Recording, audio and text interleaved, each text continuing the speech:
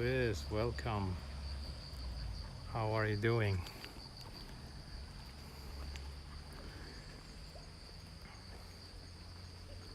It's early morning.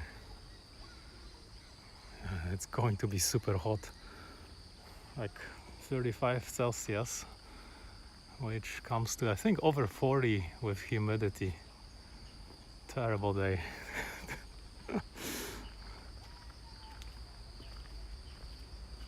Just went to bed, yeah. You've got night, don't you?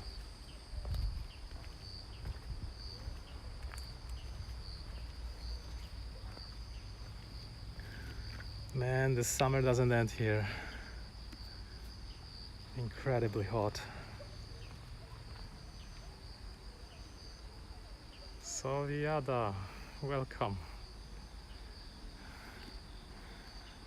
Welcome to Japan. Konnichiwa.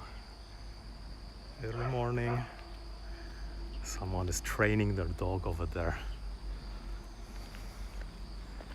That's why the dogs are barking. The ducks are coming.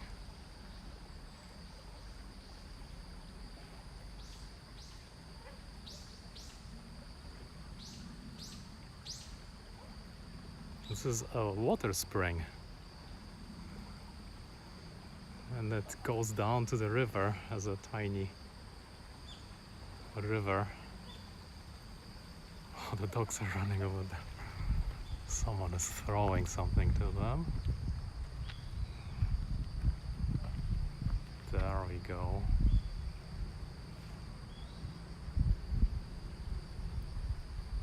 I used to follow you on Periscope. Oh my gosh, thank you. I'm now on YouTube. It was Friday the 13th. Was scared to go outside. You believe such things? Look at that. If you have a dog in Japan, you better be wealthy and have a huge house. And if you are in a big city, it's challenging. There goes the stream. You believe? Yeah, when I was in Poland, I think people still believed in that. I think all the pagan things, some people still believe. Like you're not supposed to walk under the ladder, and you are not supposed to. When the black cat crosses the road, that's a bad sign. There's plenty of them, but I just don't remember.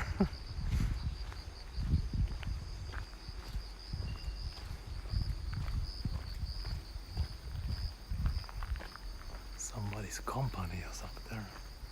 They're using their land space all the way.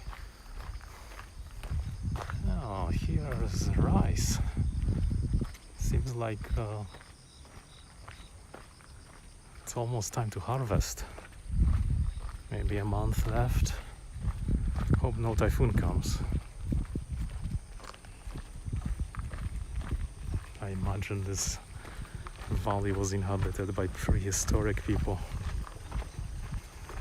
Sometimes you can find houses or like the prints or what do you call it? Ruins? No?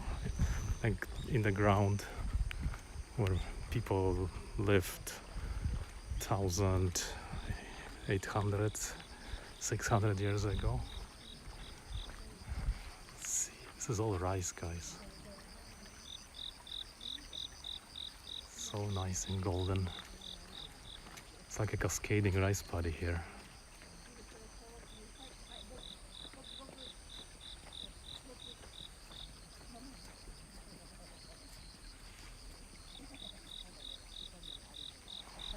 Lucky the people who still have land here.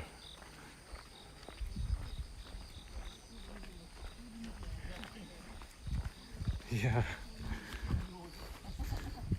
Yeah, no, maybe 50 years ago there was nothing here. Just forests and occasional, farms like this. now, some of the land is still left, so it's nice that they still use it. But rest of it is all city. It's like houses, apartments everywhere. The people who still have this kind of countryside left maybe are lucky. They have, they can have their own gardens. There's no way you can have like a garden like this in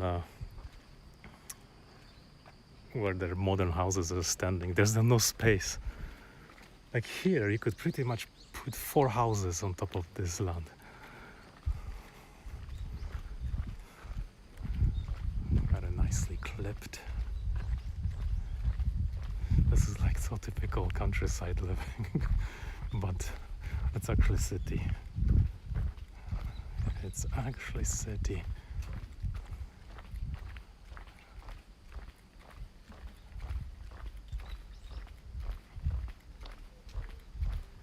I think, if this person sells the land, there's no way a person can buy it. So sometimes big companies buy big land and build their own houses on it. Or like this stuff, it's just incredible amount of money. Just imagine how much tax this person pays. Colorful. yeah, it's sunny and hot and colorful because it's not winter yet. I think potatoes are growing here. Very green everywhere.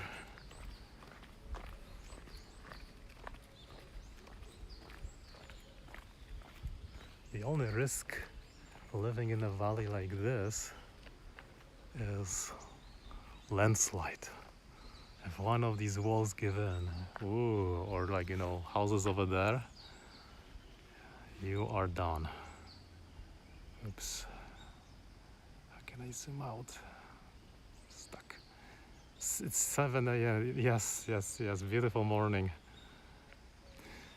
Right now it's very nice because it's maybe 27 Celsius, but soon it will be very hot, so going out in the morning is very pleasant. Some flowers are growing here.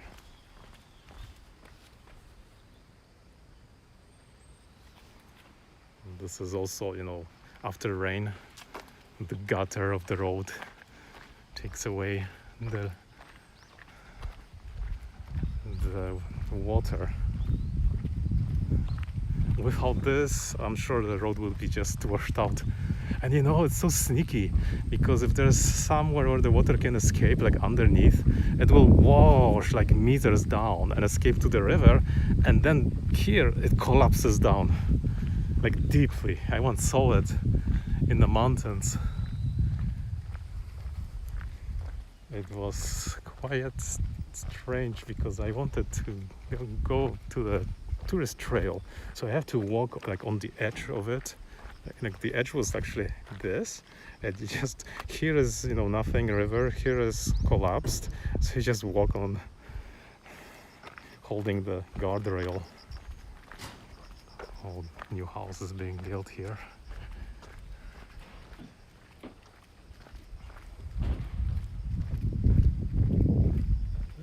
This was the part with new houses half a year ago. They built so many.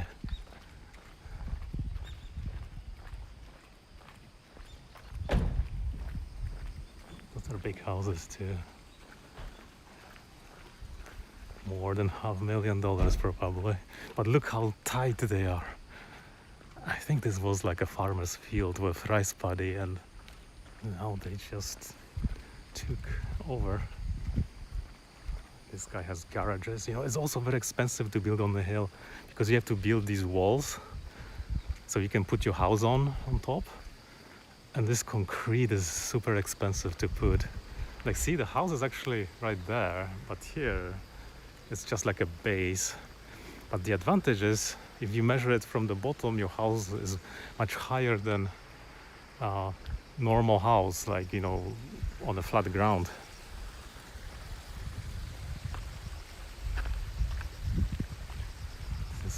some really old house. I think it's maybe like 60s or 70s maybe.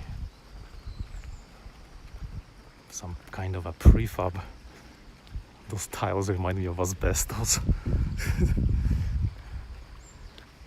Oh, beautiful. Butterfly is flopping its wings here. And down here are fireflies. But that's maybe 2-3 months ago.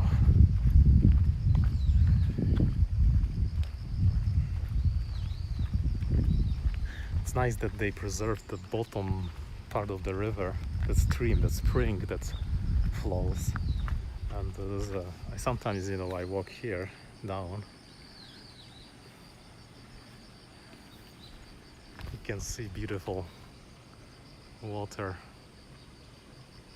And fish are there as well.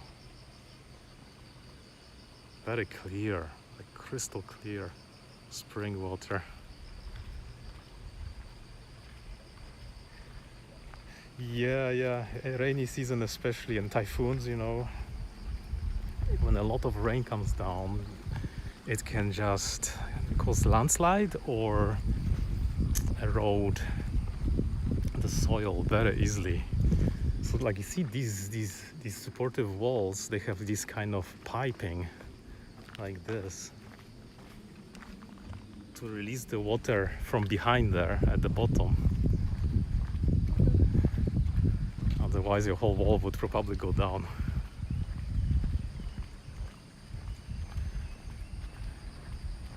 Look at this jungle. It's just wild.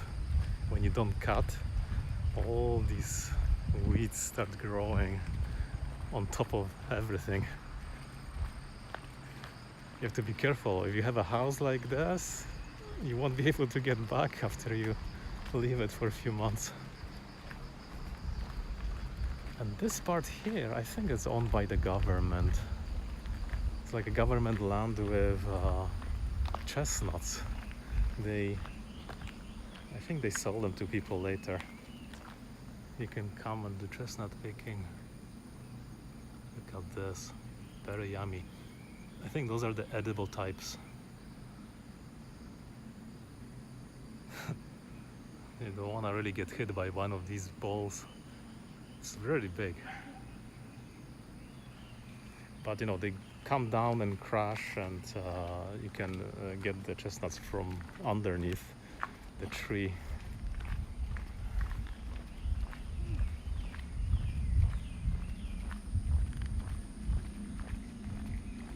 So I guess this is some kind of a reserve land. Oh, this is advertisement for summer festival. This area has their own shrine. It was last week. Oh wait, not last week. No, it's gonna be next week.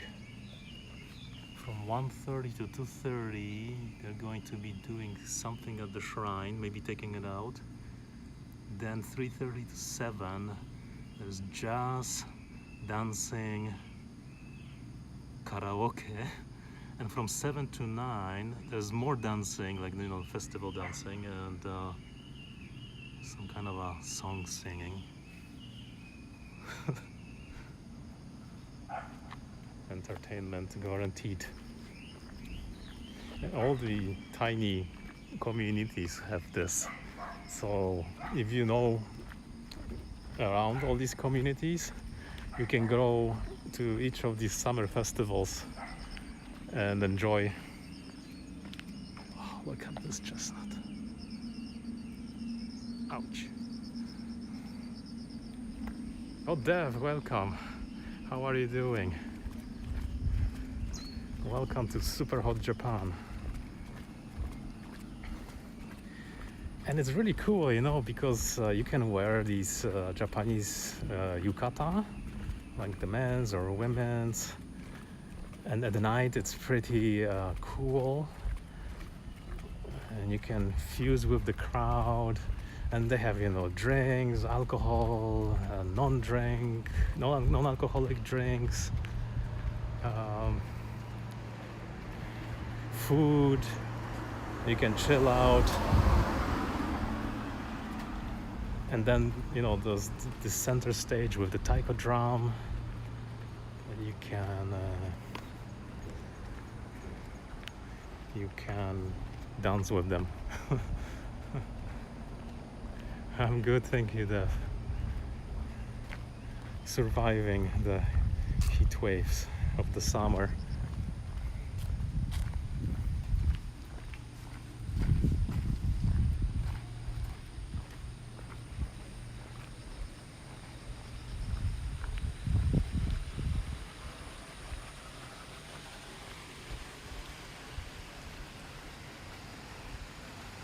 There are people taking photos here of various birds and maybe insects. Some cities have like the main big festivals. So there's so much food and people, it's almost overwhelming. And like if you go to Yokohama or somewhere in Tokyo, they also have fireworks at the end of these festivals. I once went to the Tokyo and Yokohama ones. Absolutely tons of people. If you probably need like 2 more extra hours to let everyone filter through the trains and buses to go back home, because it's just overwhelming.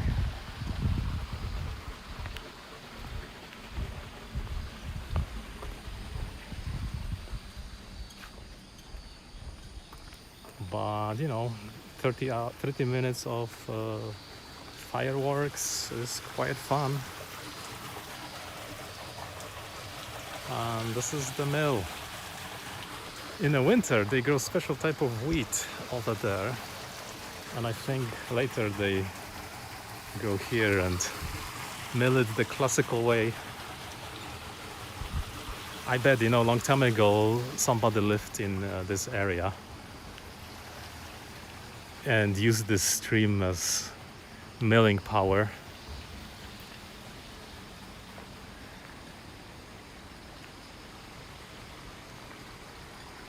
There used to be a carp here.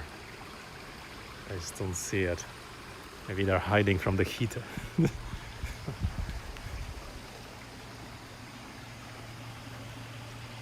goes the overflow.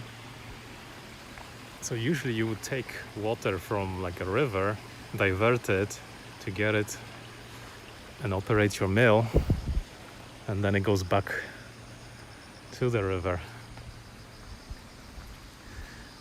The life in Middle Ages or Edo period, I guess. Over there are citrus fruits. I still wonder what kind of potatoes. I think those are sweet potatoes. I think they also advertise it later. Hey, like $3, and you go into lottery. When you get chosen, you just show up here with a bag. I don't know if they have tools or not, but you keep on digging and you can take home. And they are quite tasty. Oh, you can look at that sun coming. Clear skies.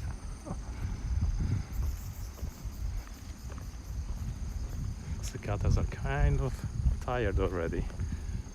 You can hear more of the grasshopper sounds. Oh, this stuff, look. I think it's yuzu or some other citrus. Could be yuzu. Very, very shiny. Some of these trees, you know, have thorns. Who would have known? And here are persimmons for free. Yeah, like every week, 5 of them. I almost cannot finish eating them. And they're so cheap. So cheap. And if someone has like a tree growing in their garden, you have so many. I don't know. Just give it away to another person. Canepas. Interesting. You know, maybe that's the English name for it. But Japan has so many fruits, citrus fruits, that I've never ever seen at all. Like, when I came from Europe, I only knew lemon, maybe lime, orange, and grapefruit. But these guys here, they have at least like 40 other types. I've eaten some of them, and they are really strange, delicious. Some taste like more like grapefruit, some are sweeter, some are more sour. But wow, I just love it. But it's fun to, like, you know, give it to somebody as a gift, because usually you don't buy them. This is toilets, public toilets. Oh, machine turned the light on when I approached. All these drinks tempting you. Apple sparkling. What could this be? Sparkling apple? Sometimes these new products are hit and miss, but many of them are seasonal. Sometimes you get used to the convenience store buying, and you buy this drink that tastes so good, and after a few months, you know, they don't make it anymore, and they permanently don't make it anymore. Maybe like after 30 years they resurrect some drink and they make it like a 30-year anniversary or something. Oh, car is coming from somebody's pricey house here somewhere. What are your favorite drinks? You know, I don't really drink much of these things. I am now at the point of drinking just mineral bubbly water, because I could buy 24 bottles for $8, half-liter bottles. So that was an excellent deal. But I also like the same mineral water flavored with lemon. It's so refreshing if you don't want to drink any, you know, sugary stuff, and you just want to rehydrate. So perfect. But I think my favorite drink is Canada Dry Ginger Ale. I just love it anywhere, you know, like if you go to a restaurant, I often order that. But other ones I rarely try, so I can't really tell you. I stopped drinking caffeine because it gives me headaches. But sometimes, you know, there's some strange colas coming out. You know, all the marketing. Yeah, Perrier is good. San Pellegrino, yeah. Those are so good. I mean, as a kid, I didn't really like that. I was drinking, like, you know, the pop. And I remember when I lived in Europe, there were no cans. The pop was in bottles. And you had to lime. Yeah, that's the citrus. You could actually squeeze some of that in the water, and that gives you a nice aftertaste.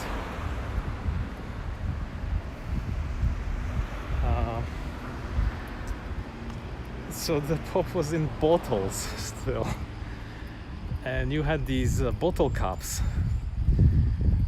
So as everything was so boring and there was no internet or phones or computers, you would start collecting these bottle caps.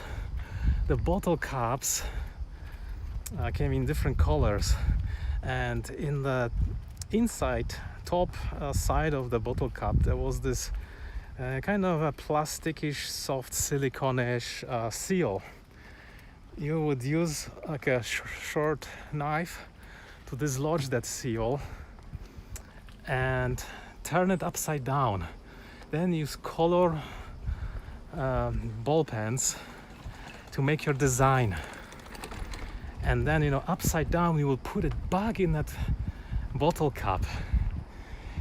After that, you would go somewhere where there is sand, find like a board or a branch, and make a racing track. You would go up and down and curves, and it goes back to, you have to make a loop out of it. And then you put all the bottle caps with decorations on a start line, pretending they are just people on road bikes. And the objective was to win the race. So you have to use your finger to, how do you say it? Do this, nick it with a finger, and you could nick them in different ways. You could nick them from side so they curve on the path, or you could nick them straight. But if you have to nick them in such a way that you don't go outside of the racing track. The racing track maybe was, maybe 20, 15 centimeters. You could make different widths of,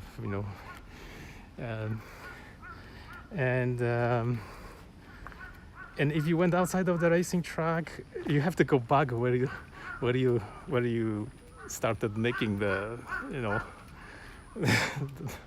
your player.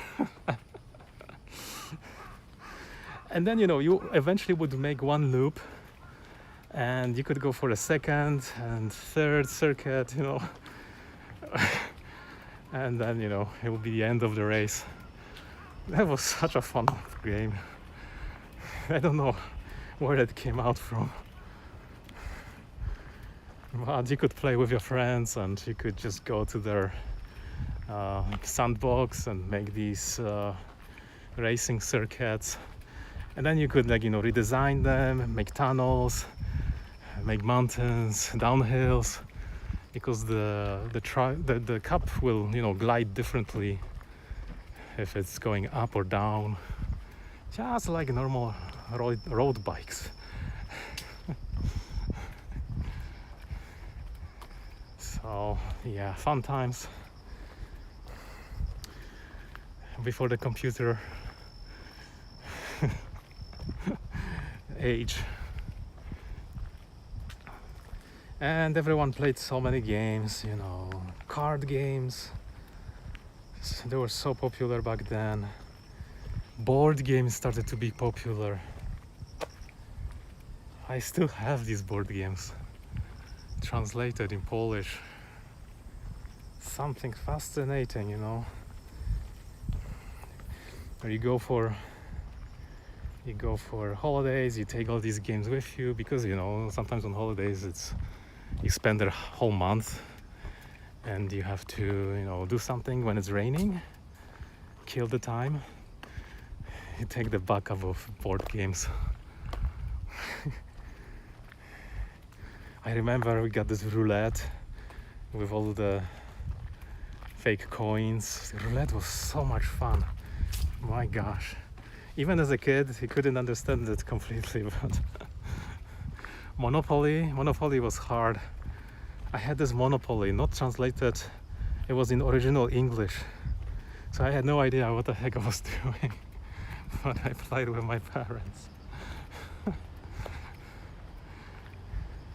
And then, lots of board games got released in Poland, like Fantasy style. And I got into that. And then I found that they were all plagiarized from one company in US and released illegally in Poland. That was fun. Gosh. I still have them. Some of them are translated they're all translated to Polish, but they're the ones like paragraph type of games, when you read from one paragraph, and depending on the outcome you get to somewhere else, you know, and you have to continue.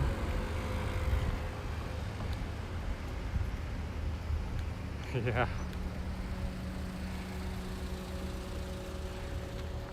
Alone, I have to go into shade to read the message. It's so bright, you know, the screen. The screen is too dark on this old iPhone.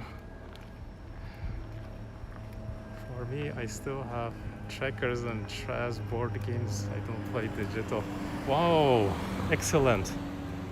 Yeah, the problem is now getting people to play it with, because everyone is like on the phone, on the computer. You don't meet so much. People are always busy. It's you know what I mean. Back then, everyone was outside, and you could always just go to your friend's house, hang out without any reservations. Now it's not like that. Different people. But you know, I also had chess and checkers, but you know, those were the most boring games. And it was the most boring till my dad bought it was a what do you call it, a chess computer, German chess computer, but very, you know, very simple. This was before the computers were popular. It was called Grandmaster or something. Some German company made it. The whole thing, I don't know, it was probably a million times slower than our modern computers. But you could do wicked stuff in there. You could like program, you know, I want to start from this and solve for this. And this computer had these levels of difficulty. And what happened was that fast difficulty was so easy. You could just, you know, play with the computer and win. But you could progress further and further. And I think the 47th level of difficulty was so difficult that the computer was thinking maybe for 24 hours before it answered you. Chess Master, yeah, probably. I still have to. I found it once on Wikipedia, but I don't remember exactly what was the name. But I think it was a German company. It was all self-contained, nice wooden board with the electronics underneath, so it was quite thick. The power supply was inside as well. And this was just hilarious. You could take it, you know, with you to, like, you go to your uncles and stuff. You could show them play with that. It was just such a cool entertainment. And then one time, my dog ate the pawn. And these pawns, you know, the board worked in a way that there's a magnet in all the pieces, and the magnet triggers whether the piece is on the board or not, or you moved it, you know, from where to where. So the dog ate. But we had some medical doctor that he was kind of, you know, tech savvy. He went to the guy who works, you know, carpenter. He took the dimensions, like with, you know, with a straight edge. I mean, yeah, ruler, and he had almost the same pawn replicated. I mean, this was like, you know, you didn't have the accurate caliper type of thing to take measurements. But we put like some fake magnet into it and glued the bottom, and it worked. It was just, you know, anything that would fail in these, you know, behind the iron curtain things, like electronics, you really had to like re-engineer the stuff, because you couldn't get power supply, you couldn't get that kind of cable, you couldn't get that kind of plug. I mean, today you probably could scan the upon and 3D printed and painted so it looks the same as everything else. Hold on. Did you ship after the dog? We could never find it. It was gone. Whatever the dog pooped, I don't know, maybe the dog just ate it to pieces and you could never find the magnet. It's just hilarious. But you know, like after I left for Canada, my parents gave the whole machine to my cousin. My cousin still has it probably. What a machine, man! Today, you could download on Android a Lichess, LHS. It's like a free program. You can program it to whatever you like, and it's probably a million times more powerful than whatever was back then available. Yeah, those were the times. Anyway, guys, I gotta get going. Thanks for coming. It says here very low bitrate. I don't know how bad this looks on your side of the video, but we walked through all the hard to reach areas for cellular. Yeah, thanks Dev. Thanks Yada. Thanks Wiz. Thanks for staying, guys. Have a nice weekend. Bye for now. Scoping down.